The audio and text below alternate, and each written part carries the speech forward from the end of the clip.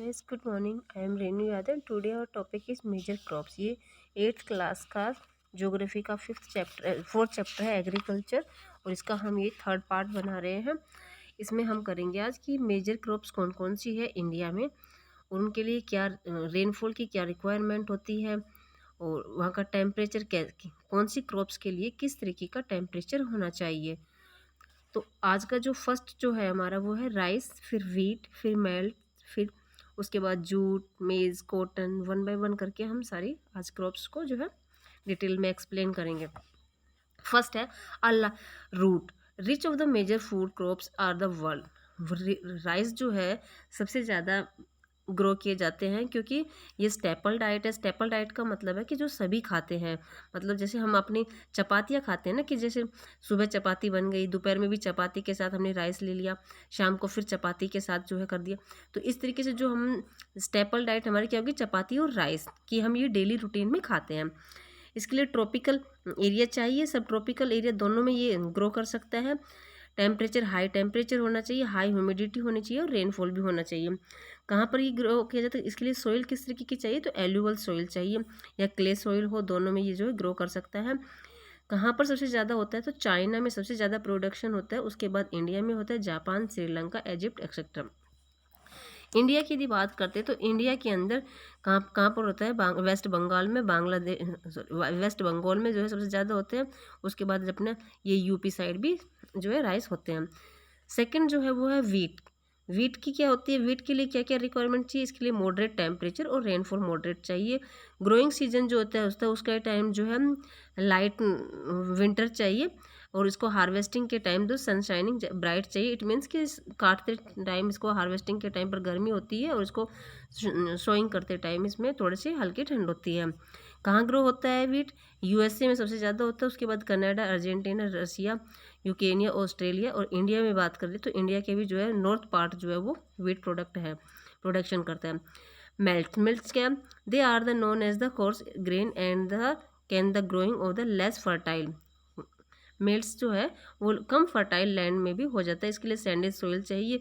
लो rainfall में भी ये हो जाता है। हाई टेम्परेचर मॉडरेट हो तो भी ये चलेगा।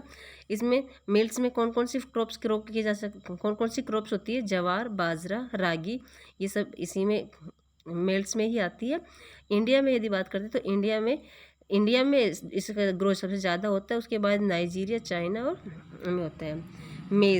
मेज़ के लिए मॉडरेट टेम्परेचर रिक्वायरमेंट है, रेनफॉल भी मॉडरेट चाहिए, सनशाइनिंग ज़्यादा चाहिए, मतलब इट मीन्स कि गर्मी चाहिए।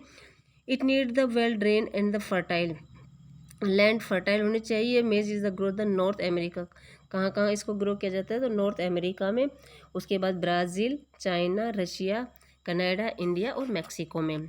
कॉटन के लिए हाई टेम्परेचर की रिक्वायर होती है, हाई रेनफॉल चाहिए, 200 एंड द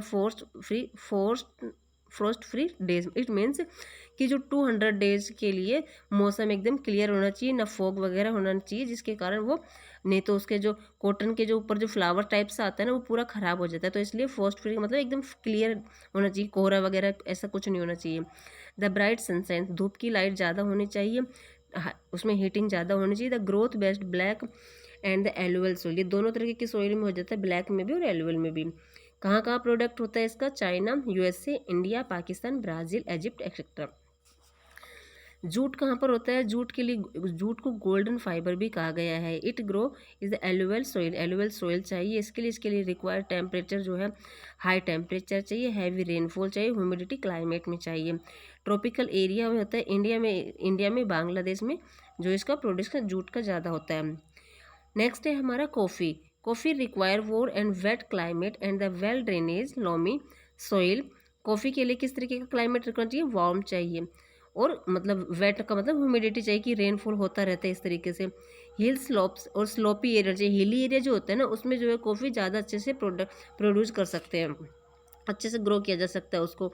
ग्रोथ उस द ब्राज़ील जो है सबसे ज़्यादा प्रोड्यूसर है, और उसके बाद कोलंबिया और इंडिया। अब कॉफ़ी के बारे में थोड़ा सा ये इंटरेस्ट फैक्टिंग में है, ये भी देखिए। Who discovered the coffee plant, कि कॉफ़ी का प्लांट किस तरीके से डिस्कवर्ड किया। कोई भी प्लांट है तो उसका हमें किस तरीके से पता लगेगा कि भाई इसमें इसको यदि हम इस तरीके से बॉईल करके पिएं तो इसका इस तरीके से टेस्ट आएगा, ये बहुत एनर्जेटिक होगा। तो इसके बारे में बताया गया है कि जो इसके एनर्जेटिक के बारे में कि एक वो था गोट हेडर कौन होता है, उसका नाम था कल्दी। तो वो क्या करता है, अपनी गोट को जो है चराता रहता है, अरब का था। तो ये देखता है कि गोट जो है डे टू डे क्या करते हैं, क्विर हो रही है, फ्लो, मतलब उसकी जो गोट थी वो एनर्जेटिक होती जा रही है, वो फुर्ती कैसे कर रही है। पहले जिस तरीके से नहीं भाई थकावट है, लेजीनेस, अब वो नहीं था, वो एक्टिव थी। तो उसने देखा कि ये किस कारण से है, वो देखता कि ग्रीनरी बुशेस खाती है और किस कारण, तो इसके चलते उसने क्या किया, उस प्लांट को लेकर उस पर एक्सपेरिमेंट किया और इस तरीके से जो है कॉफ़ी की डिस्कवरी हुई। नेक्स्ट है हमारा T. T is beverage crops grown in the plantation, कि कैसा प्लांट है, प्लांटेशन जो है ये एक पौधे के रूप में ही होता है। दिस रिक्वायर्ड कूल क्लाइमेट, इसके लिए कूल क्लाइमेट चाहिए and well distribute high rainfall होना चाहिए through out the year for the growth of its tender leaves. इसकी जो है लीव्स को तोड़ा जाता है, तोड़कर फिर उसको जो है टी बनाई जाती है। इसके लिए लेबर की ज़्यादा रिक्वायरमेंट होती है और इसके साथ साथ इंडस्ट्री भी इसके पास ही सेटअप की जाती है। कहाँ कहाँ ये होती है, तो चाइना में, श्रीलंका में, इंडिया में प्रोड्यूस किया जाता है। नेक्स्ट है हमारा एग्रीकल्चर डेवलपमेंट, इसको हम नेक्स्ट वीडियो में करेंगे कि एग्रीकल्चर किस तरीके से डेवलपमेंट हुआ। Have a nice day. Chapter को रीड करना तभी आप अच्छे से